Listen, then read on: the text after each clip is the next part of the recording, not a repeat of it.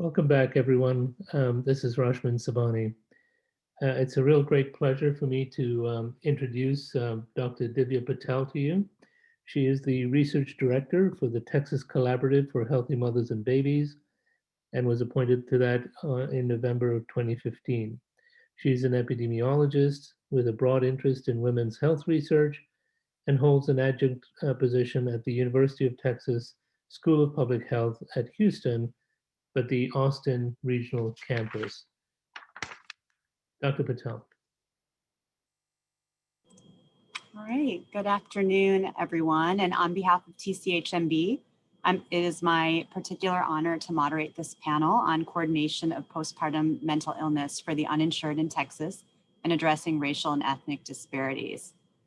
As this audience knows very well, the postpartum period is a demanding period which for many women is characterized by significant biological, physical, social, and emotional changes.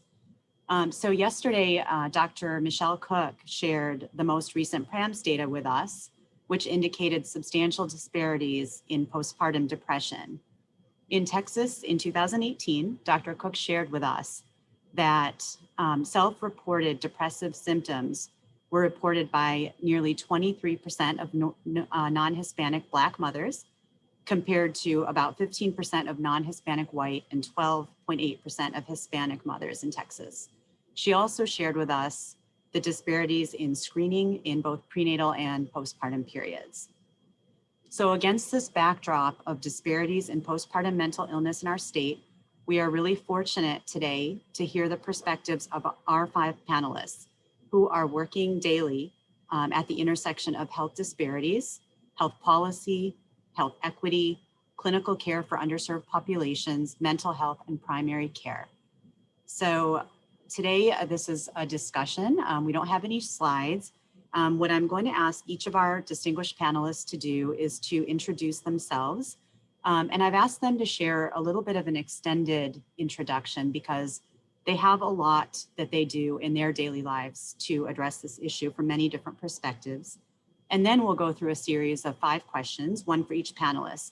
At the end, we'd love to have some time to address questions from the audience. So without further ado, I'm going to hand it over to Dr. Emily Briggs to introduce herself. Well, hey there, guys. Good afternoon, and thank you for attending today. I must admit that this is the first time I've worn lipstick in probably 6 months or so because, you know, you can't do that with a mask on. But to introduce myself, I am a private solo practice family physician providing full scope family medicine in my office and through the hospitals in town. In advocacy, I remain the chair of the Perinatal Advisory Council for the state and represent family medicine at the National Quality Forum, which is working to improve measurements of maternal health outcomes for the CDC. I also provide insight on maternity care through activities of the Texas Medical Association, the Texas Academy of Family Physicians, the American Medical Association, and the American Academy of Family Physicians. I currently work, of course, in my office, but I also provide care at the 2 hospitals in town here in New Braunfels. Both of them have level 2 NICUs, and both will likely have level 2 maternity facilities. The population that I serve, my oldest patient currently is over 90 years old, and my youngest patient was literally born this week. We take patients with all insurances, including commercial and Medicare and Medicaid. And as a family physician, I expected to take care of lower risk patients after I completed my residency over a decade ago. However, there were no obstetricians and there were no obstetricians who take Medicaid in my community until very recently. We had one move into town. Our community family physicians, our FMOBs, take on all levels of complexity in our area out of necessity because this is a population that continues to require care.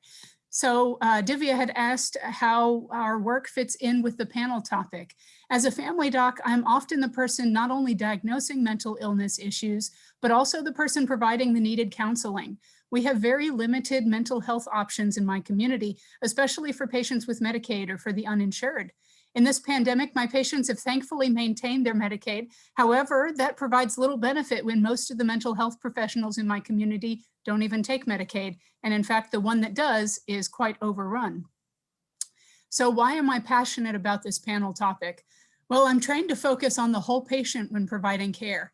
Hemorrhage, hypertension, and substance abuse are highlighted as the top causes of morbidity and mortality in our country. Maternal health issues affect all of these factors. Much of my postpartum care involves diagnosing and treating depression and anxiety and the added stress of motherhood. In maternity care, the dyad of mother-baby requires that we support all aspects of this care to limit morbidity and mortality. And so I look forward to answering questions on this panel. Thank you so much, Dr. Briggs. Ms. Kender, I'm going to turn it over to you. Hi, I'm Laura Kender, and I appreciate the opportunity to be part of this panel. I actually am the Chief of Early Childhood Services with My Health, My Resources of Tarrant County, which is a licensed mental health authority in the Tarrant County area. In our actual mental health, or with MHMR, we actually have 3 divisions. One division oversees early childhood services, which is really perinatal to the age of 6 with our little ones. We have another division which serves disability services, and our behavioral health division, which serves 6 and up. And so it's a little bit out of when you think about myself representing more the early childhood services division within our own LMHA. We have identified over the years that since we are supporting the babies and we are supporting the little ones, of course, they come with moms and they come with dads. So it has really found that we have found the home for supporting our mothers within our early childhood services division in the mental health arena. So we actually have within our division, we've moved over the past several years from just focusing on intervention. We actually started with an early childhood intervention program and have really moved into the realm of having what we call our early childhood connections, which is looking more at prevention and promotion and then moving into intervention. And then we also have we continue to have our early childhood intervention program and what we call early childhood specialized services, which is more crisis and intensive services for our families as well. So really our passion about this is the recognition that yes, many of us are early childhood providers, but certainly the way to make a difference in our early childhood and our little ones' lives is through really working with their families and supporting the entire family unit. And so we've also recognized over the years that in order to do that, we have to recognize that we have to focus on early identification, early supports, and recognizing that it's universal. Bringing a child into the world makes all of us vulnerable. And it's an experience that we all need support with. And so we really are taking more of a universal approach, and I look forward to telling you more about that. Thank you. Thank you so much, Ms. Kender. Let's go to Ms. Kay Matthews. Hello, everyone. My name is Kay Matthews. I am the founder and executive director of the Shades of Blue Project. Our focus is to change the way women of color are currently being diagnosed and treated after giving birth and experiencing any adverse maternal mental health outcome. I am based in Houston, Texas, and also have a national platform where we continue to raise awareness around maternal mental health within communities of color and the healthcare systems that serve us. My passion for doing this work is simply, I am the very mothers and patients and clients that we serve. I come into this work from my own adverse birthing experience. It's a drive behind it. I feel like we should not have to struggle to find resources to get the care that we should have just been offered and not have to search for. So that's my passion as to why I do this work, and certainly my passion and why I am a part of this panel today. Thank you. Thank you for sharing, Ms. Matthews. Dr. Wakefield, would you kindly introduce yourself? Hi, yes, I'm Sarah Wakefield. I'm so excited to be here with everyone today. I am the chair of psychiatry at Texas Tech University Health Sciences Center in Lubbock. But I did my original training at LSU Health Sciences Center in Shreveport in general psychiatry, and then in child and adolescent fellowship and a forensic psychiatry fellowship. During that time of seeing kiddos, I started realizing how many of my moms were suffering and really not getting the care that they needed. And so thinking about moms and how to improve the care of their children, realizing that you can help a child, but if mom is not doing well, that it creates, you can't get the child better without mom being better in most circumstances. But if you help mom, then you can help the entire household. So you can help all of the kids in the house.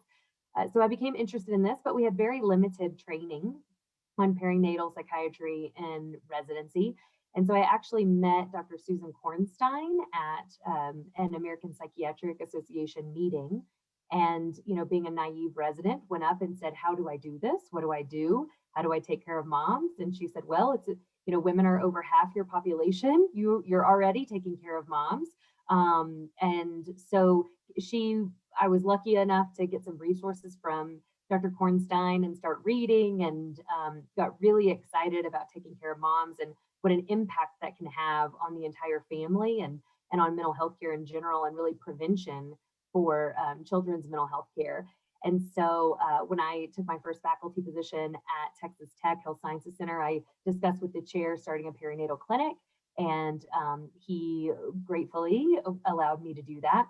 And so I've been seeing moms in the pregnant and postpartum phase for the last 6 years, and then got to have been able to provide an educational experience for our psychiatry residents through that process. And I was just listening to a NASPOG panel last night, realizing that at the time that I started that rotation, less than 10% of psychiatry residencies in the country had more than 5 or 10 hours of education about perinatal psychiatry. So that has greatly improved, but it's really, really important, realizing how important it is to train our clinicians, not just our psychiatry residents, but our family medicine residents and our OBs and our pediatricians, how to screen and how to respond and how to treat and how to help promote maternal health care.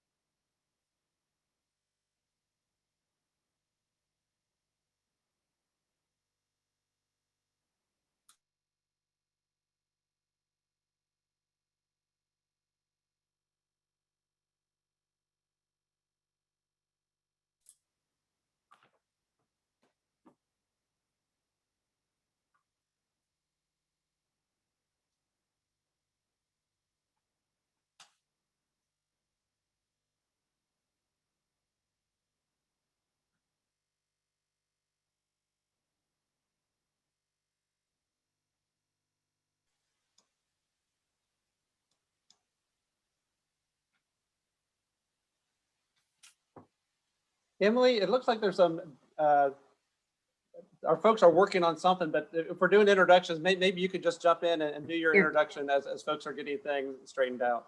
Oh, sure. Okay. I wasn't sure what was going on, but I'm happy to do that. Thank you. Yeah. Thank you. Hi, everybody. I'm Emily Zalkowski. I'm the Deputy Medicaid Director at the Texas Health and Human Services Commission. The Medicaid and CHIP Services Department manages a variety of programs, including Medicaid, as you can probably tell from the name, the Children's Health Insurance Program, including CHIP Perinatal, and the Healthy Texas Women Program, including the new Healthy Texas Women Plus benefits that you may have heard about earlier today. So we do several things. We serve over 4 million Texans, really across, people's lives from low-income children to pregnant women to older adults and people with disabilities. And I am passionate about those programs because they are such a safety net and a true lifeline for so many children and families and people with disabilities. And I'm invested in making them work as well as we can with what we have, knowing that we can't control everything, but we, have an obligation to make sure people can get their services, that we have provider networks, and we have managed care plans who can serve our clients. And today I can talk about a mix of kind of services in Medicaid and in Healthy Texas Women as women leave those programs. But I'm really excited about Healthy Texas Women and talking about how we can help transition women, although they may not be eligible for one of the same programs we have throughout their entire life, how we can help them transition and get services and programs that they are eligible for and make sure that they are getting the services they're entitled to get. Hi, everyone. I'm hoping you can hear me. Sorry about that technical issue we had on our end. I'm just going to talk and my video will stay off, but thank you for segueing so naturally and gracefully. So I am going to start. Thank you so much, Ms. Salkowski. I'm going to start with the first question for our panelists. We'll start with Ms. Matthews. So one thing, as you noted, your organization is dedicated to breaking cultural barriers in maternal mental health, and you have been a change agent yourself for the way that healthcare professionals and healthcare systems engage with patients. In Texas, as we saw before, Black women are at higher risk for postpartum mental illness, but they are also less likely to get screened and receive mental health care. So from your perspective, Ms. Matthews, what challenges do women in the community face with mental health care? What do you see as some opportunities for how to improve mental health care for uninsured women and women of color? Okay, so there's a few that certainly come to mind, Dr. Patel. Awareness and education is a key factor. The better informed we are about things that could affect us full circle in the childbirthing experience, the better we would be at asking questions and also feeling like we have the right to ask questions of our provider. We also need to know that everybody's postpartum experience could be different, and simply educating around what to look for or when to contact your provider definitely helps. And as you mentioned in the question about screening, we have to actually screen. That's a big part of the problem. One cannot look at someone and assume that they are okay. We have systems in place, but they're not always utilized, and this oftentimes can lead to a woman not getting the proper assessment that she needs. Now, when I say that, let's just say a woman does get screened. The proper referral is extremely important. We cannot treat referrals for mental health as a one size fits all. It is imperative to the patient that their initial interaction with a new provider doesn't add additional stress to a sometimes already overwhelming situation. So to really sum it all up, collectively, we have to do better.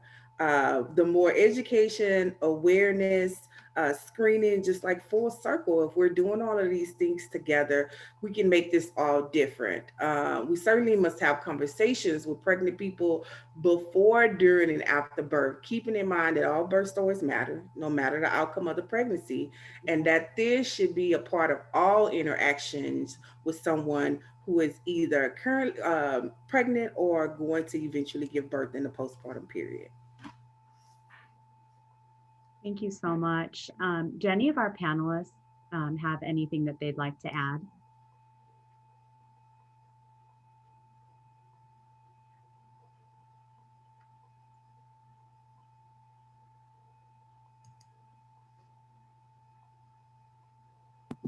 Dibia, could you repeat the question? I got lost in all of the wonderful things that Ms. Matthews was saying.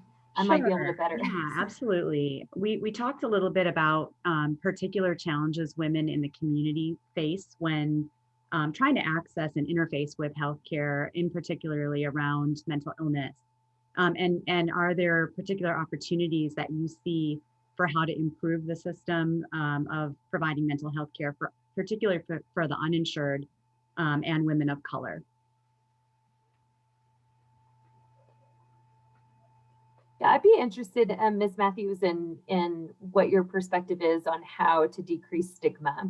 I think that's in a community that has been stigmatized in so many ways. I think that it's such an important thing to say. It's okay to say that you're struggling as a mom or you're struggling personally. I think that's hard for all moms to say, but definitely if you feel like there might be an additional stigma associated with that. There's stigma that exists. I think that oftentimes we continue to say the same thing. So for instance, in maternal mental health, we hear it's okay to not be okay. But we got to start adding things to it's okay to not be okay, but get some help if you're not feeling okay. Like we have to put action steps behind telling somebody that something is okay. It's okay, but how can I help you? What can I do to help you feel better? So we got to start to follow things up with action. So we decrease the stigma by doing just that. Because if I tell you it's okay to not be okay, I don't mean that for it to last 2 and 3 weeks, right?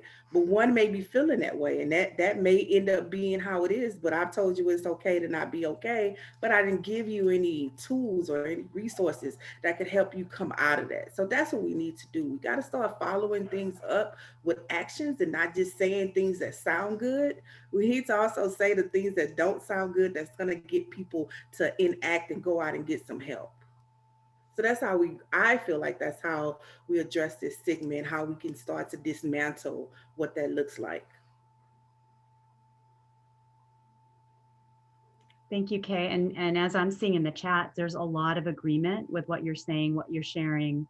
I think that you brought up some really good points for us all to think about. Anyone else, any of our other panelists like to chime in on this? In addition to that stigma, I think access to care is so very important, and maybe Ms. Matthews, if you have any comments to make on access to care as well. Access, as we continue to see, even right now in the midst of this COVID pandemic era that we're in, access to care is what's really typically killing us. We don't have the ability, especially the moment you say uninsured, that already knocks you down, way at the bottom, and then you got to try to build your way up. And so access to care is important, but we don't know we can have access to care or access to programs if nobody's talking about them and no one is telling us about these resources that are out there, or the resources that are available. Sometimes access to care doesn't always come in the form in which we typically think. Sometimes we think access to care, that means, oh, okay, well, you can go into a hospital, you can get care. Now, sometimes access to care is being able to talk with a case manager that can get you into a hospital, into a clinic for an appointment. It's that conversation and that awareness piece that again, with access to care, we can kind of start to address those barriers as well. But access to care will also be an issue if we're not being offered the opportunity to take advantage of access to care. So if, just like COVID vaccines are not they're over here, but they're not over here in the most vulnerable populations. And so if I'm already in a vulnerable population, how is it that I'm supposed to go outside of where I already am to seek care, try to get what it is I need? Most often I'm going to give up. But it didn't mean that I didn't need to get the services or I didn't need to get the care. It just means that I didn't have the means to do so. So I just let it be. So that's really, when we talk about access to care, we have to always factor in the social determinants of health. We sometimes skip over that. And so if we don't factor those things in, we continue to have an issue around access to care. So this access to care thing is large, to make it short, Ms. Emily.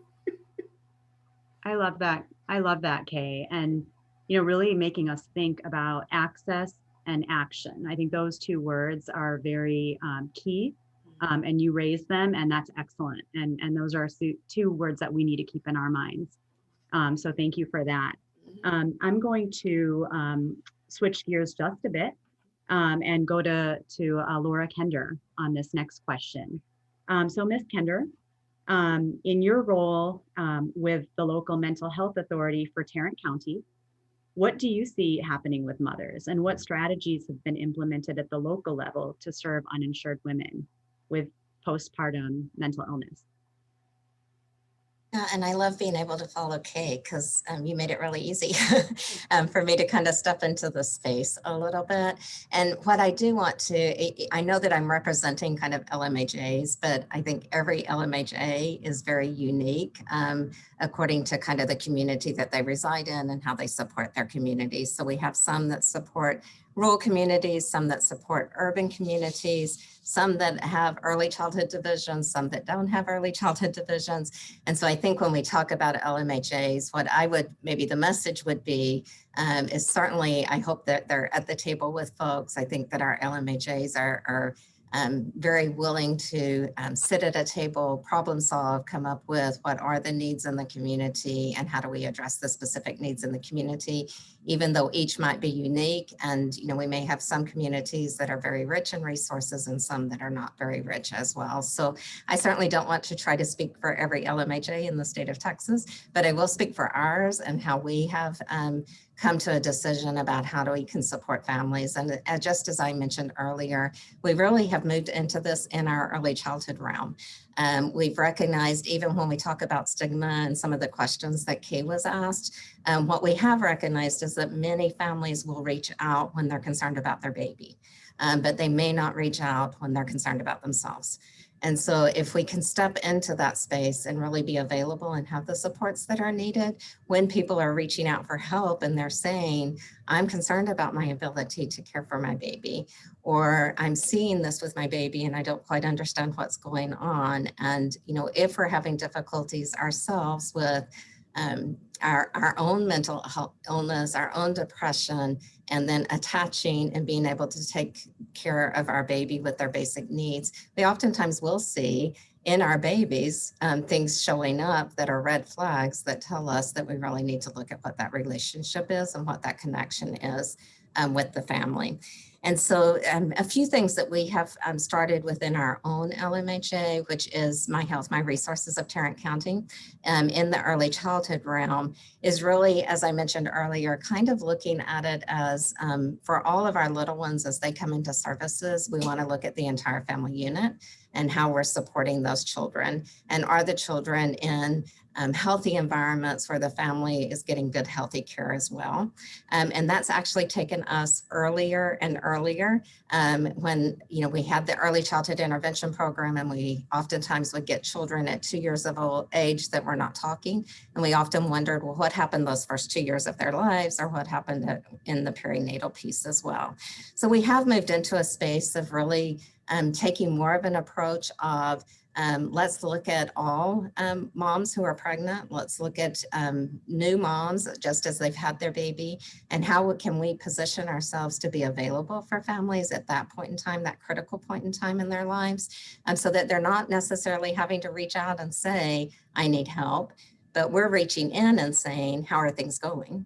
And can we support you, rather than relying on them coming to us? So it's moving away from that wait and see approach to really let's be in that space and be available to families. So I just wanted to mention a few things that could potentially seed some ideals in other communities, and might be some things that folks might want to explore a little bit more. And I actually noticed in the chat bar that one person had mentioned we do have behavioral health providers that are specific to the early childhood field, but they are trained as what we call infant early childhood mental health consultants. We work quite a bit with SAMHSA in providing the training, and our folks are trained in the evidence-based practices through the Center of Excellence with SAMHSA. They've also received their training through the Postpartum Support International in the perinatal mental health arena. So in our early childhood space, we have behavioral health providers that have specifically been trained in this area. And then we have early childhood folks that are specifically trained in working with little ones. So some of the programs that we have initiated that I could talk forever about, but I'll just give you a little taste of some of the things that we have been able to develop. Much of this is collaborative care. I'm really looking at how do we bring physical and behavioral health care to the table together in supporting our families. One of the programs that we have recently started over the last 2 years is a program called Family Connects. I don't know if y'all are familiar with it, but it is a program out of Duke University, which really takes the approach, as I mentioned earlier, that all new moms, when you bring a baby home, that's a vulnerable period in your life. So we connect with the hospitals and identify that every baby that's born in the hospital will be offered a home visit. So we connect with the hospital, identify when a baby's born, and then we schedule with the family while they're actually in the hospital for a nurse home visitor to come out at 3 weeks after the baby leaves the hospital with the mom. And then at that 3-week visit, we are doing a physical and a mental assessment of both baby and mom, which does include postpartum depression screening. And really our goal at that visit is that not to provide a service or to provide intervention, but to assure that mom and baby are well connected to resources. And if we do identify any areas of concern, to get them to the resources that they need as well. And we've actually, in just our short period of time in offering this service, have really had some life-saving events where there have literally been some moms that probably would not be here today had we not made that visit. So we do feel like that's really important for all families. Another approach kind of similar to that is placing behavioral health providers, our infant early childhood mental health providers, in pediatric practices. And that program is called Healthy Steps out of 0 to 3. And we've actually placed behavioral health providers in the pediatric practice. So as the pediatricians are being asked to do postpartum depression screenings and developmental screenings of the babies, our behavioral health provider is in the room with the pediatrician. So as those screenings are occurring, they can take the reins if they need to, and if the pediatrician needs to step away for another patient. But we've opened up a window with a family. We don't want to close that window by walking out the door. You know, when you start going through a depression screening with a family and they start sharing things with you, the worst that we can do is have to move on to the next patient. And so our behavioral health providers are there and available to help support the pediatrician in that realm. And just really to touch on just a few others, we have started offering what we call parent cafes. They are through the Be Strong Families to offer supports for moms that are moms of newborns, where they can come to a structured evidence-based practice parent cafe and develop opportunities to really express and receive support. And we do see mothers that are coming to those parent cafes and really gaining support from one another and becoming more resilient and really recognizing ways that we can help strengthen them.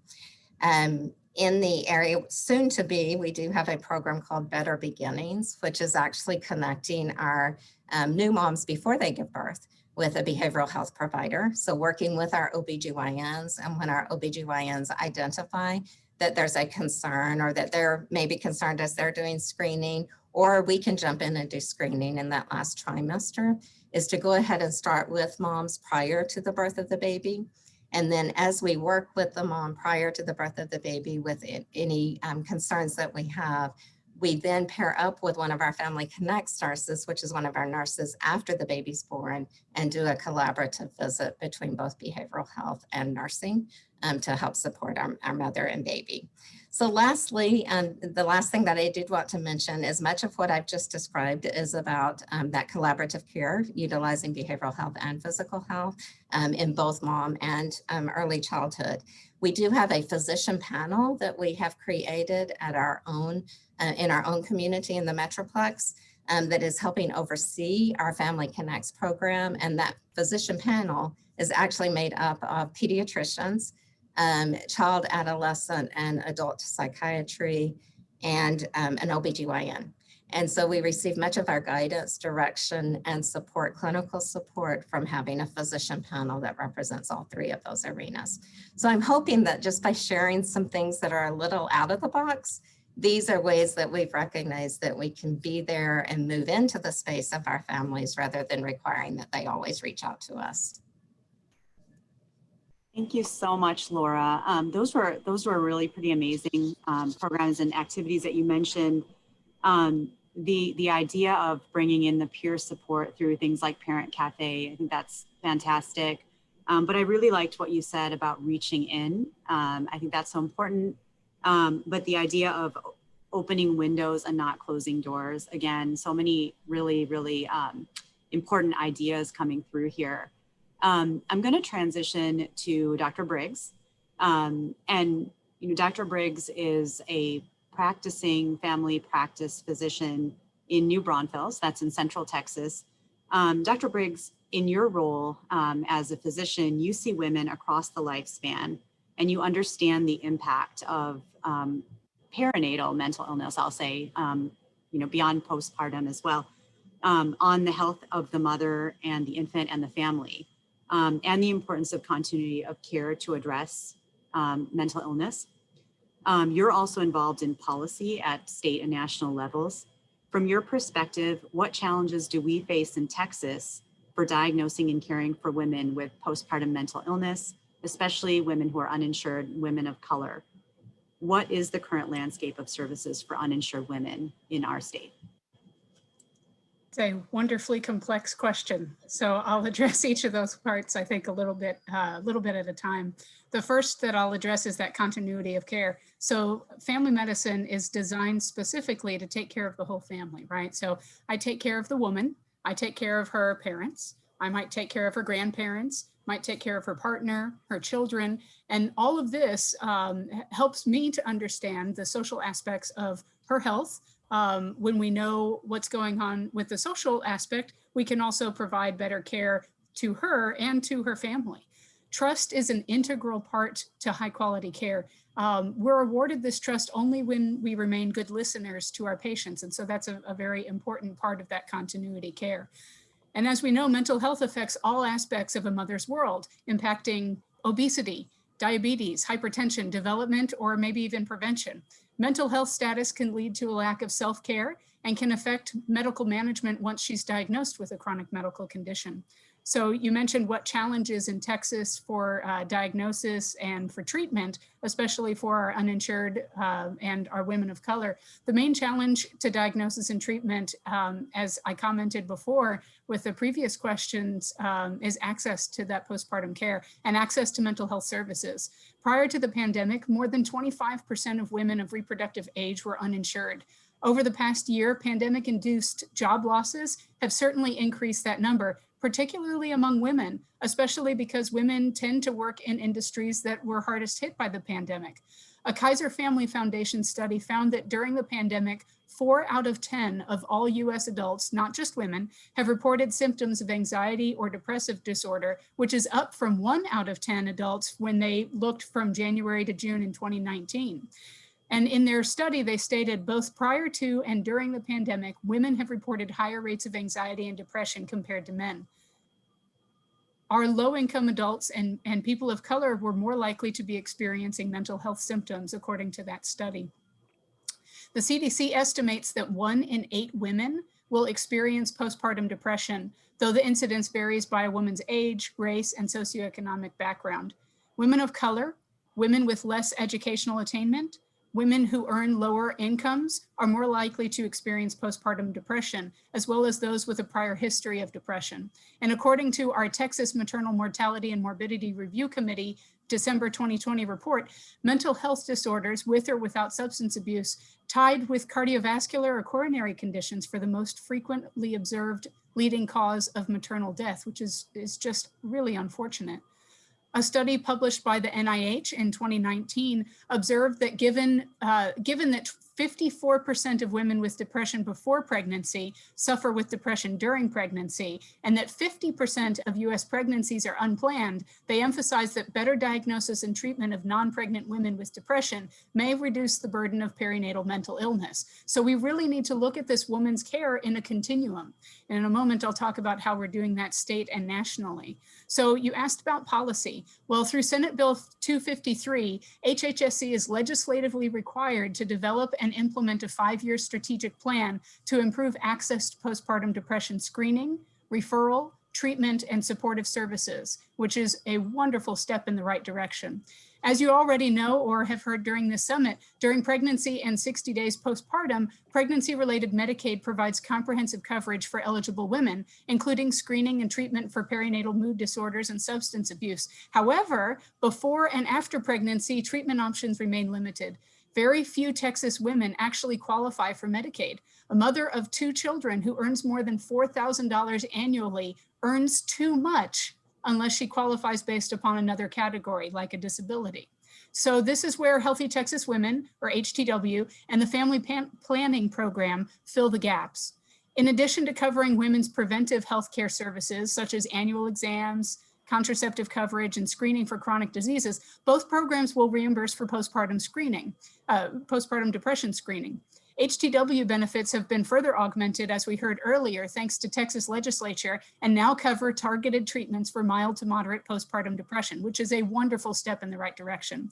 HTW Plus is an enhanced postpartum benefit that was launched in late August, which provides women with 12 months of limited specialty care focused on the 3 most common conditions that contribute to maternal mortality and morbidity, including postpartum depression. In addition to coverage for antidepressant medications, HTW Plus also covers individual, family, and group psychotherapy services, which is a huge step in the right direction, and peer specialist services, as well as substance abuse treatment. So all of these things are wonderful steps in that right direction. Outside of the mother's direct care, Texas Health Steps benefits do include screening for postpartum depression. So Telehealth will pay for 1 postpartum depression screening exam during the first 12 months of the infant's life. TMA, the Texas Medical Association, and the American Academy of Pediatrics actually recommends 4 visits covered over the span of the baby's first year. So during that 1 month, 2 month, 4 month, and 6 month well baby checks, that's when we really should be screening our babies, our mothers of babies. And this is something that, of course, family physicians do on a regular basis anyway, especially when we're providing care to both. It allows for that continuity. But even in our specialties where the care is provided to one or the other, there is some cross in that ability to screen. The Family's Coronavirus Response Act for states to in order for states to keep the 6.2% enhanced federal Medicaid matching funds, it requires states to maintain Medicaid coverage for anyone enrolled on or after March 18th of 2020 through the end of the quarter in which the public health emergency is in effect. And so the Biden administration has already informed states that it intends to renew this at least every 90 days through the end of this year. They can only extend it for 90 days at a time, but that administration has already said that they're going to continue that through the end of 2021. So this means that for 2021, postpartum benefits will be eligible for comprehensive postpartum Medicaid coverage, which makes it a little tricky to advertise the HTW Plus benefits for this year. But HHSC continues to provide outreach. But right now, it seems like it might be a moot point while the maintenance of the federal public health emergency is in effect. However, once the pandemic coverage ends, providing comprehensive behavioral health care across a woman's reproductive lifespan will remain a struggle. Neither HTW nor HTW Plus cover outpatient or inpatient specialty care services, and the enhanced HTW Plus benefits end within 12 months of delivery. So the pandemic has only exacerbated the number of women experiencing mental health symptoms, and this will likely have an enduring impact. Nationally, the American Academy of Family Physicians, the American Academy of Pediatrics, and ACOG, and more support and more national organizations support postpartum coverage for 12 months as morbidity and mortality continue to occur through this continuum. I served on the AAFP's Maternal Morbidity and Mortality Task Force, which helped develop a position paper before the pandemic, which was called Striving for Birth Equity, Family Medicine's Role in Overcoming Disparities in Maternal Morbidity and Mortality. I also serve on the National Quality Forum, where we're focused on morbidity and mortality as impacted by mental health and inequitable treatment in different racial and ethnic groups. The NQF strives to pull together the diverse voices necessary to provide the collaborative perspective so that we can chart a path for improving the quality of care in our country. Our group focuses on measurements of maternity care through the continuum, discussing how mental health is assessed, as well as treatment in different racial and ethnic groups. And so that timeline, we are planning on finalizing our report and presenting that report, which will be the maternal morbidity and mortality measurements, and that will be submitted in August of 2021. So overall, just want to highlight the recommendations from our Texas Medical Association. So of highest importance is that organized medicine supports that Texas establish a meaningful coverage for low-income and uninsured adults, including extending full Medicaid benefits for 12 months following delivery. While coverage itself will not solve every access to care problem for women at risk or of experiencing perinatal mood disorders, it is an essential key that women need to successfully access medical necessary and mental and physical health care services. Postpartum depression often manifests itself well after pregnancy-related Medicaid ends at that 60-day postpartum, again, not during this year. And while enhancing HTW mental health benefits will most certainly help, Postpartum women need comprehensive care for a full year following delivery to care for their behavioral and mental health needs. Given that the occurrence of depression prior to pregnancy may increase the likelihood of depression and after pregnancy, during and after pregnancy, it's vital for Texas to ensure women have access to a range of treatments throughout her reproductive lifespan, including counseling and specialty care. Moreover, improving healthcare coverage is central to improving health equity. Women of color are more likely to be uninsured and without coverage and face additional obstacles to obtaining timely healthcare coverage. So the second point is that we need to expand the types of settings that physician specialties and specialties for which postpartum depression screening exams are payable under Texas Medicaid in order to improve early identification of postpartum depression. So we talked about how pediatricians and others taking care of baby can screen mom. We would like for that to be extended to 4 visits during the continuum of that first year postpartum. Extending Medicaid and CHIP coverage for postpartum depression screening exams for mothers with newborns admitted to the NICU for an extended stay. Mothers of infants in the NICU are more likely to experience maternal mental health challenges, and research shows the benefits of screenings in NICUs as a critical part of every family assessment. And we would like for to have paid obstetrical care physicians and providers for conducting these postpartum depression screenings in accordance with guidance from ACOG, which recommends at least 1 screening exam be provided prenatally or within 6 weeks postpartum. Next, we would like to establish a postpartum depression access network, which is similar to the Child Psychiatric Access Network, or CPAN, which Texas launched just this year. CPAN offers a network of mental health specialists trained to provide virtual consultations to primary care physicians to expand the capacity to treat and manage child and adolescent behavioral health disorders. Massachusetts implemented such a program, and we're going to hear about that towards the end of this conference day. The fourth and final point is to maintain Medicaid audio-only telemedicine and telehealth services, as well as new telemedicine and telehealth flexibilities extended to the HTW and family planning program during the pandemic. Access to virtual care is critical to improving the availability of these screenings and treatment for women who lack transportation or face other barriers in accessing in-person or traditional telemedicine visits. A recent study by RAND, published in the Journal of the AMA, found that eliminating coverage for telephone visits could disproportionately affect underserved populations and threaten the ability of clinics to meet patient needs. And so these are just some of the points that I wanted to make sure that we raised today when it comes to that continuity, but also that state and national access to care. Thank you so much, Dr. Briggs. Obviously, a very comprehensive answer to many complex questions that I posed to you, and we thank you definitely from the bottom of our hearts. I want to make sure that I get to our other 2 panelists.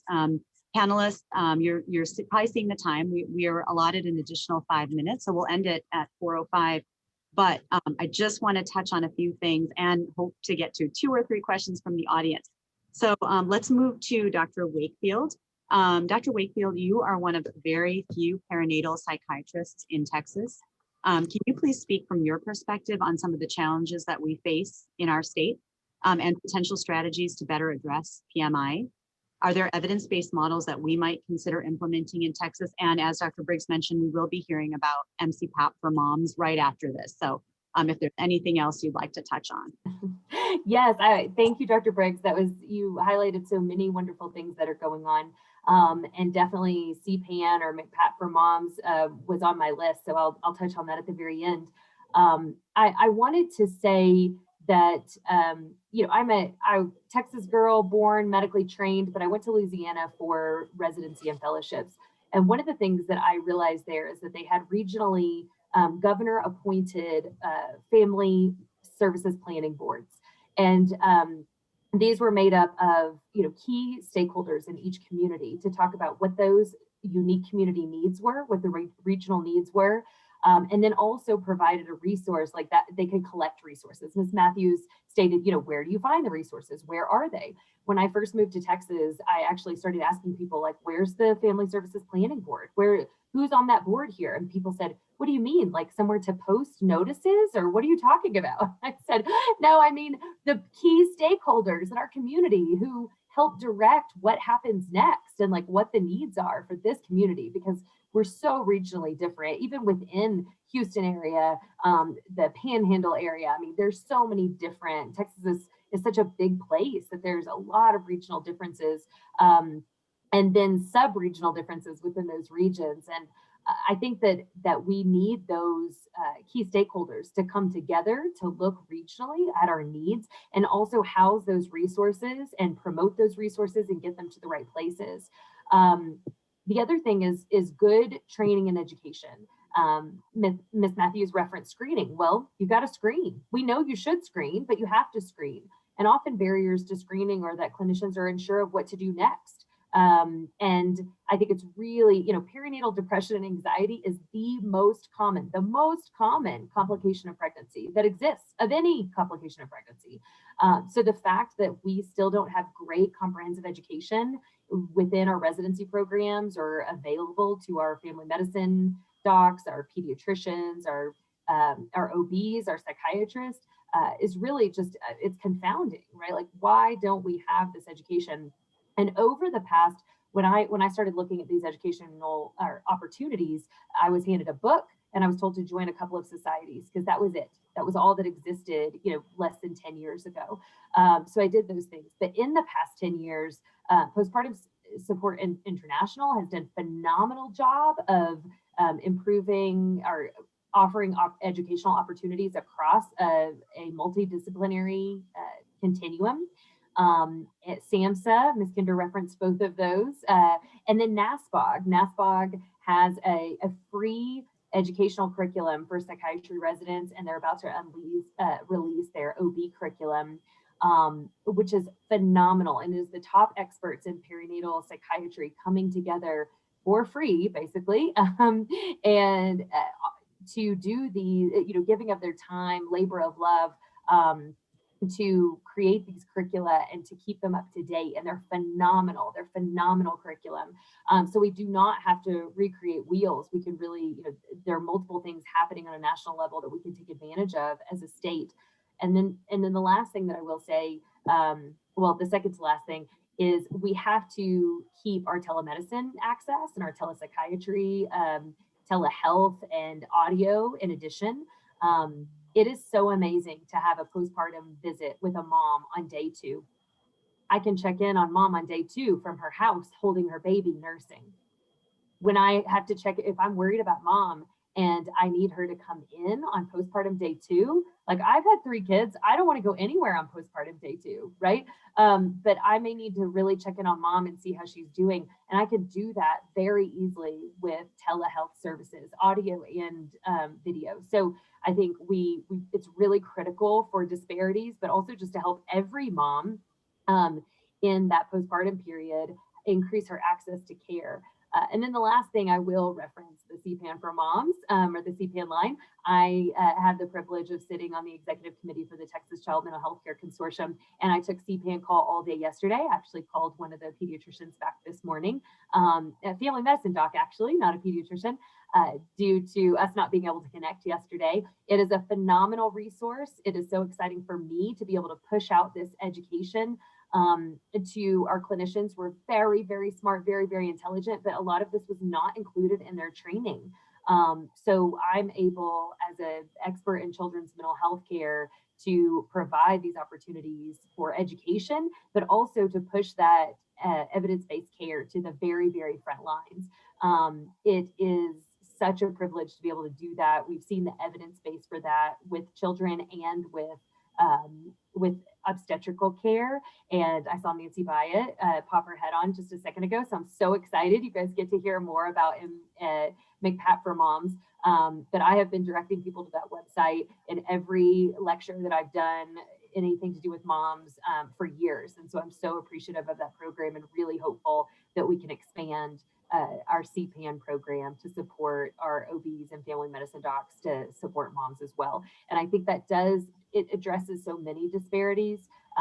Very few people want to come see a psychiatrist. I mean, I say that honestly, I am a psychiatrist. I would love to see you. I want you to come see me.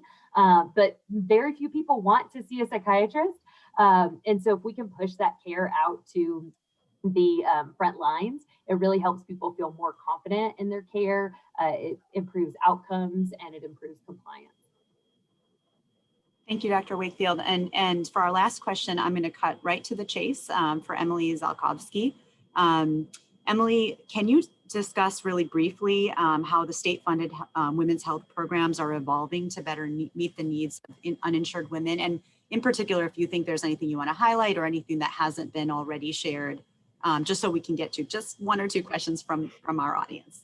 Sure, thank you. Yes, I'll be quick. And actually, Dr. Briggs mentioned a lot of the state programs, Medicaid and Healthy Texas Women. So I can just reiterate that I think that Healthy Texas Women plus that benefit package, postpartum benefit package, which does have additional behavioral health services embedded in it, is I think one of the best ways the state programs are evolving to serve women postpartum who have left Medicaid and don't have access, of course, to a full benefit package, but do have this Healthy Texas Women package, as well as these new limited postpartum benefits.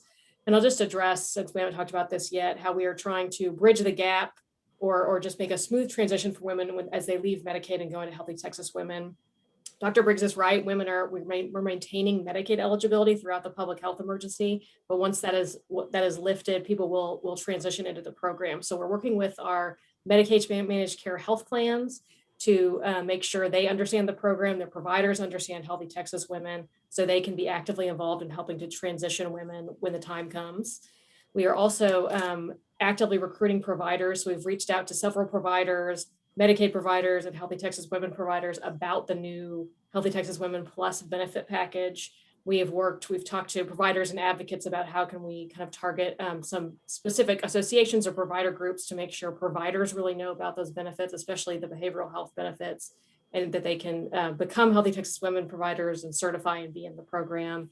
And we're also working on, I think this was mentioned a little bit, postpartum depression treatment network. And so that entails, we've talked to Healthy Texas Women providers, Medicaid providers, and really want to come up with a way where we can identify who those providers are, who can serve women who are experiencing postpartum depression and other mental health issues, and how we can have a workflow so it's easy for our MCOs or other providers to refer women and kind of understand the programs and how they should be treated if they're eligible. I think there's 1 minute left for questions. Yes, one question. So I just want to say there's tons of questions pouring into our chat, and we will not, unfortunately, get to them all. We'll do our best to address after the summit. The flavor of the questions has been a lot around, there's a lot of screening that we do in different settings, hospital settings, NICU settings, but the challenge is how to refer to providers. Also questions about whether providers can refer to mental health services or does it need to be self-referred from patients. So that's a whole topic for a lot of time needed to address that. But I'm going to choose to end with a question for Kay because it kind of sums up a lot of what I'm seeing in the chat and the question. So question for Kay, and many people have asked something along these lines. I have found that Black and Brown women that I support many times fear reaching out and sharing mental health symptoms and struggles within the healthcare system for fear of CPS being brought into the picture. Mental health issues in Black and Brown families are often wrongly assumed to equate to an unsafe environment for the baby child. Have you seen this? And how any suggestions for us or takeaways of how we can stop this and kind of move towards better care? Yes, that's all. That is oftentimes what is said. I think one of the main solutions is for healthcare systems, providers, doctor's office, clinic to work with community organizations. These are your patients, but they're our clients. We actually have cards. We give our clients postpartum cards that gauge the way they're feeling. You can take that card into a provider, circle one, and hand it to your provider. It lets them know that, hey, she's been working with somebody. She's been talking. It's not a situation where the child is in danger. The mother is in danger. We got to stop putting one before the other. That's what we need to change within this system, is that when I reach out to help, you don't then reject me asking for help and feel like everyone is then around me is in danger. There will be times that is a actual true fact. But you cannot make that assumption based on looking at me and I am telling you that I am struggling mentally. I'm telling you I'm struggling mentally. You're looking at me as a Black or brown person and automatically assuming that, oh, these kids are in danger. We need to get them out of their household. Can you first think that I'm in danger and I may need to get out the household? I am the one that needs to help. So that's what needs to shift. When one looks for help, you don't deter to the other people who may be affected.